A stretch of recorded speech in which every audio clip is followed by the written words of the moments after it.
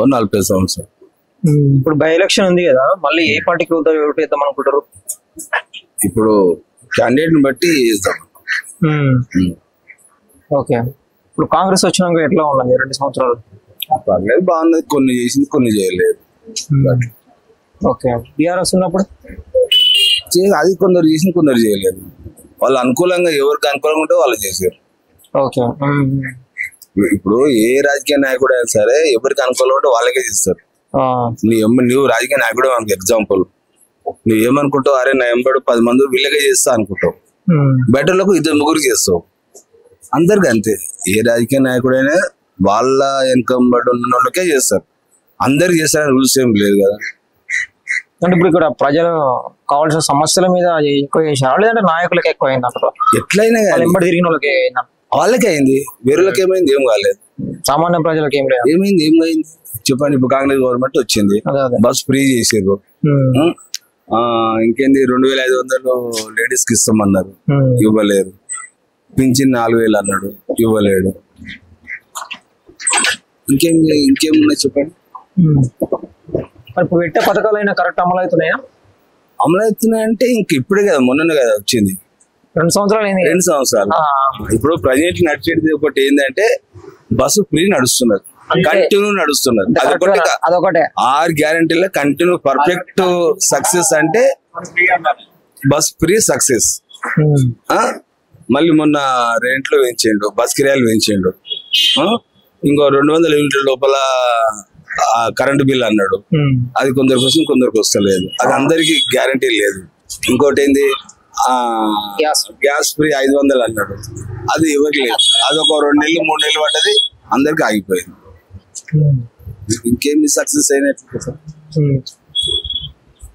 అసలైన లబ్ధిదారులకు రావట్లేదు, అంతే కదా. ఇప్పుడు అందరు పబ్లిక్ అందరికి వస్తే వచ్చింది అన్నట్లు ఉంటది. కొందరికి వస్తుంది, కొందరికి వస్తలేదు.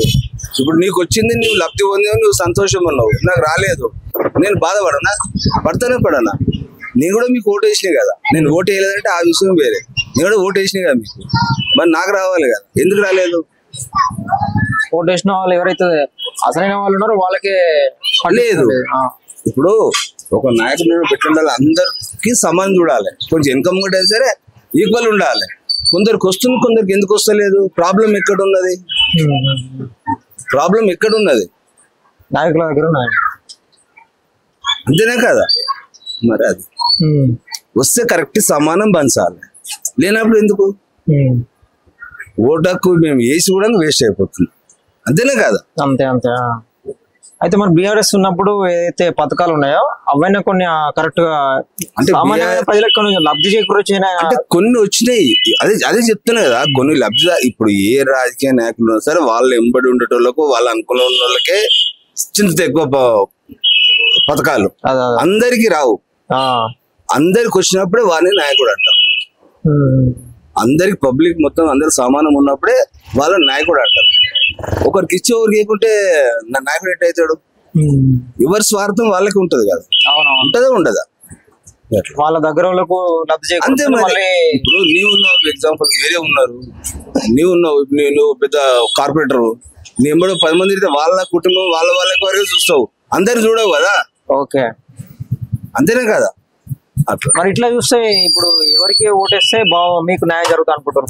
ఇప్పుడు ఎవరికి ఇప్పుడు ఓటు హక్కు ఉన్నది కాబట్టి, రాజ్యాంగ ప్రకారంగా ఓటు హక్కు ఉంది కాబట్టి ఎవరికొరకు ఓటు వేయాల్సిందే. వేస్ట్ అయితే ఓడగొట్టుకోం కదా, ఓడగొట్టుకుంటామా? ఎవరికొరకు ఓటు వేయాల్సిందే, వేయాలి, తప్పదు. అంతేనా కదా. వేస్ట్ అయితే ఏం కదా, ఓటు వేయాల్సిందే, వేస్తాం అట్లా. మరి బీఆర్ఎస్ సునీత నిల్చున్నది, ఇప్పుడు టికెట్ ఇచ్చారు ఆమెకి. వాళ్ళ ఎవరు గోపినాథ్ చనిపోయిన తర్వాత ఇప్పుడు ఏమో కాంగ్రెస్ కి నిన్న నవీన్ యాదవ్ ఇచ్చారు. ఎట్లా ఉన్నాయి వీళ్ళిద్దరు? ఎవరు గెలిస్తే టఫ్ ఉంటది. బీజేపీ పరిస్థితి ఇంకా క్యాండిడేట్ డిక్లేర్ చేయలేదు కదా. ఇక్కడ ఎట్లున్నది బీజేపీ? ఇక్కడ క్యాండిడేట్ బట్టి ఉంటది. ఇప్పుడు నేను ఇద్దరి మధ్యలో మూడో వ్యక్తి వస్తే అప్పుడు తెలుస్తుంది ఏందనేది. ఇంకా మూడో వ్యక్తి ఇంటికి కాలేడు, ఇంకా ఇద్దరి మధ్యలో నడుస్తుంది. ఇప్పుడు మూడో వ్యక్తి గట్టి క్యాండిడేట్ ఉండ అనుకో, ముగ్గురు మధ్య టఫ్ వస్తుంది, ఎక్కువ మెజారిటీ రాదు. ముగ్గురు ఇప్పుడు 100 ఓట్లలో మనిషి ముగ్గురు 30 చేసుకోకపోతే పోయినట్లే కదా. ఇద్దరుంటే 50-50 వస్తాయి. అట్లా ఎవరు వచ్చినా మంచి మెజార్టీతో గెలుస్తారు. ఓకే. నవీన్ యాదవ్ చాలా ఫోకస్ అయింది కాబట్టి నవీన్ యాదవ్ మీకు తెలుసా? తిరుగుతూ ఉంటాడా? లోకల్ ఇక్కడనే చెప్పొచ్చు దగ్గర లోకల్ ఆయన స్థానికుడు లోకల్. ఆయన కూడా మంచి పేరు ఉన్నది. సార్ ఇప్పుడు మీరు అన్నట్టు ఎవరు వచ్చినా ఓకే అన్నారు కాబట్టి పని చేయాలన్నారు కాబట్టి మీకేమున్నా సమస్యలు? నాకే సమస్య కాదు, మీ ఏరియా రోడ్లు బాగాలేవు, డ్రైనేజీలు బాగాలేవు, వాటర్ రాదు. అదే ప్రధానమైన సమస్యలు. డ్రైనేజ్ ప్రాబ్లం, వాటర్ సమస్య, ప్రాథమిక అవసరాలు, వాటర్ సమస్య, డ్రైనేజ్ సమస్య, ఇక్కడ చెత్త అక్కడనే ఉంటది, వీధి లైట్లు ఉండేది చక్కగా. ఓకే. ఎప్పుడెప్పుడు రిపేర్ ఇది సర్ది చేస్తారు వీధి లైట్లు? అది వాళ్ళ ఇష్టం, వస్తే వస్తారు, పోతే గ్యారెంటీ లేదు. వస్తే వస్తారు, లేకుంటలేదు, గ్యారెంటీ ఉంది వాళ్ళు. వాళ్ళ ఇష్టం ఉంటే వస్తారు, లేకుంటలేదు. రావాలని రూల్స్ ఏం లేదు వాళ్ళకి వచ్చే జీతం వస్తుంది. వాళ్ళకి వచ్చే జీతం నెల జీతం ఆటోమేటిక్ పడుతుంది అకౌంట్ లో. వాళ్ళ రూల్స్ పని చేయాలి, రూల్స్ ఏమి ఉండదు కదా వాళ్ళు. అదే 2 సార్లు 3 సార్లు గొప్పినారు. ఇక్కడ ఉన్న సమస్యల గురించి ఏమన్నా కొన్ని చేంజెస్ ఏమన్నా? కొన్ని ఏరియాలు చేసి ఇప్పుడు ఈ ఏరియా చూడండి. ఇప్పుడు నేను ఇక్కడ షాప్ పెట్టి నేను 20 సంవత్సరాలు ఎత్తున్నాను. ఇంతవరకు ఆ రోడ్ వేసిన వాళ్ళు ఎవరు లేరు. ఈ రోడ్డు, ఆ రోడ్డు, ఈ రోడ్డు, ఆ గల్లీల రోడ్డు, ఈ రోడ్డు, ఇప్పుడు ఆ సందులో కూడా రోడ్లు ఉన్నాయి, ఎవరు వేయలే. ఇక్కడ ఇంకా లోపల రోడ్లు ఉన్నాయి. డ్రైనేజ్ సమస్య బాగున్నాయి. డ్రైనేజ్ ఇప్పుడు వర్షం వస్తే నీళ్ళు వస్తాయి, బాగా ఇడిదాకా వస్తాయి, ఆగుతాయా? వెళ్ళిపోతుంటాయి, కొన్ని ఇళ్ళలో కూడా అవుతుంటాయి. పోవడానికి ఇబ్బంది అవుతుంది, బాగా ప్రాబ్లం అవుతుంది. అంటే దానికి పరిష్కారం ఏంటంటారు? పరిష్కారం దానికి మన ఇప్పుడు ప్లస్ చిన్నది, ఇల్లు ఎక్కువ ఉన్నాయి. ఓకే. అప్పుడే ప్లాన్ ఉన్నప్పుడే పెద్దగా కట్టింటే బాగుంటుండే. బస్తీ ఏర్పడ్డప్పుడే కొంచెం రోడ్లు పెద్దగా చేసింటే బాగుంటుండే. అప్పుడు చేయలేరు, ఎవరు ఇష్టం కట్టుకున్నారు. ఇప్పుడు 56,000 కింద ఈ బస్తీ ఏర్పడ్డప్పుడు అరే మంచిగా ఉండాలి, కొంచెం రోడ్లు పెద్దగా ఉండాలి అని చేసుకుంటే బాగుంటుండే. అప్పుడు ఎవరు ఇష్టం వాళ్ళు కట్టుకున్నారు. ఇప్పుడు అవే కన్ఫర్మ్ అయిపోయినాయి. సరిపోవట్లేదు అది. ఇప్పుడు లారీ రాదు, నీకు వస్తుంది లారీ రాదు. ఆ డ్రైనేజ్ కూడా సరిపోవట్లేదు. అంతే కదా. ఇప్పుడు నువ్వు 50 ఏళ్ల కింద చేసిన డ్రైనేజ్ అప్పుడు 10 ఇండ్లు ఉండే, ఇప్పుడు 100 ఇండ్లు అయినాయి. అదే ఆ పైప్లకి వెళ్ళి పోమంటే వాటర్ పోతుందా? పోదు కదా.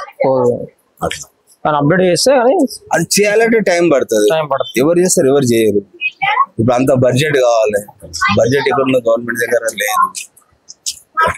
ఉన్న పథకాలకే పెద్ద పెద్ద ఏరియాలనే అయితే లేదు, చిన్న చిన్న స్లమ్ ఏరియాలో ఏమైతుంది? ఇప్పుడు ఈ ఏరియా అంటే స్లమ్ ఏరియా వదిలేసేయండి. ఇప్పుడు సోమాజ్ కూడా, బంజారా హిల్స్ అక్కడనే రోడ్ల మీద డ్రైనేజ్ పొంగి పొరుతుంటది. అవిటిని ఎవరు పట్టించుకుంటారు? ఈ స్లమ్ ఏరియా ఎవరు పట్టించుకుంటారు? ఇప్పుడు IPS IAS కాలేజీలనే పట్టించుకుంటలేరు రోడ్లు. అప్పుడు కట్టినా కూడా వాళ్ళే అప్డేట్ చేయాలి. ఇప్పుడు అవే పట్టించుకుంటలేరు, వీటిని ఎవరు పట్టించుకుంటారు? స్లమ్ ని స్లమ్ లేక చూస్తారు, హై క్లాస్ లేక చూస్తారు. అవిటిని పట్టించుకుంటారు, వీటిని ఎవరు పట్టించుకుంటారు? పట్టించుకోరు కదా.